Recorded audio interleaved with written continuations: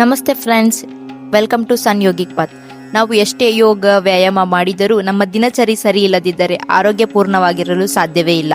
ಹಾಗಾಗಿ ಯೋಗ ವಿಜ್ಞಾನದ ಪ್ರಕಾರ ನಮ್ಮ ಬೆಳಗ್ಗೆಯಿಂದ ರಾತ್ರಿವರೆಗಿನ ಜೀವನ ಶೈಲಿ ಹೇಗಿರಬೇಕು ಅನ್ನೋದನ್ನ ಇವತ್ತು ನಾವು ತಿಳಿದುಕೊಳ್ಳೋಣ. ವಿಡಿಯೋನ ಪೂರ್ತಿಯಾಗಿ ನೋಡಿ. ಇನ್ನೂ ನಮ್ಮ ಚಾನಲನ್ನು ಸಬ್ಸ್ಕ್ರೈಬ್ ಆಗಿಲ್ಲ ಅಂದರೆ ಈಗಲೇ ಹೋಗಿ ಸಬ್ಸ್ಕ್ರೈಬ್ ಮಾಡಿ. ಮೊದಲನೆಯದಾಗಿ ಬ್ರಾಹ್ಮಿ ಮುಹೂರ್ತ, ಅಂದರೆ ಸೂರ್ಯೋದಯದಕ್ಕಿಂತ ಮುಂಚೆ ಎದ್ದೇಳುವುದು. ಈ ಸಮಯದಲ್ಲಿ ಏಳುವುದರಿಂದ ನಮ್ಮ ಬುದ್ಧಿಶಕ್ತಿ ಮತ್ತು ನೆನಪಿನ ಶಕ್ತಿ ಹೆಚ್ಚುತ್ತದೆ.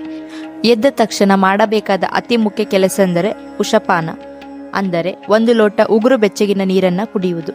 ಇದು ನಿಮ್ಮ ಹೊಟ್ಟೆಯನ್ನು ಶುದ್ಧೀಕರಿಸಿ ದಿನವಿಡೀ ನಿಮ್ಮನ್ನು ಫ್ರೆಶ್ ಆಗಿ ಇಡುತ್ತದೆ. ಮುಂದಿನ ಹಂತದಲ್ಲಿ ದೇಹಕ್ಕೆ ಚಲನೆ ನೀಡುವುದು. ಕನಿಷ್ಠ 20 ನಿಮಿಷದಿಂದ 30 ನಿಮಿಷಗಳ ಕಾಲ ಯೋಗಾಭ್ಯಾಸ ಮಾಡಿ. ನಿಮಗೆ ಸಮಯದ ಅಭಾವವಿದ್ದರೆ 12 ಬಾರಿ ಸೂರ್ಯ ನಮಸ್ಕಾರ ಮಾಡಿ.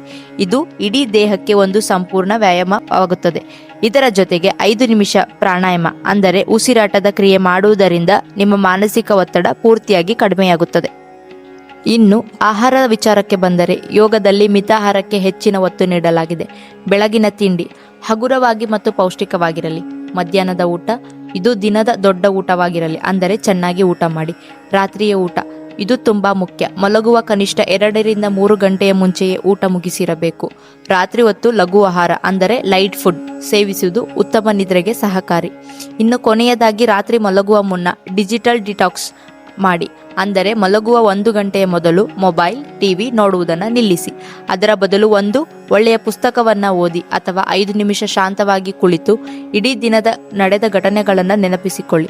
ಇದು ನಿಮಗೆ ನೆಮ್ಮದಿಯ ನಿದ್ರೆಯನ್ನು ನೀಡುತ್ತದೆ. ನೋಡಿದ್ರಲ್ಲ ಸ್ನೇಹಿತರೆ, ಈ ಸಣ್ಣ ಬದಲಾವಣೆಗಳು ನಿಮ್ಮ ಜೀವನದಲ್ಲಿ ದೊಡ್ಡ ಸಕಾರಾತ್ಮಕ ಪರಿಣಾಮವನ್ನು ಬೀರುತ್ತದೆ.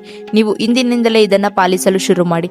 ಈ ಮಾಹಿತಿ ನಿಮಗೆ ಇಷ್ಟವಾಗಿದ್ದರೆ ವಿಡಿಯೋನ ಲೈಕ್ ಮಾಡಿ ಮತ್ತು ನಿಮ್ಮ ಫ್ರೆಂಡ್ಸ್ ಜೊತೆ ಶೇರ್ ಮಾಡಿ.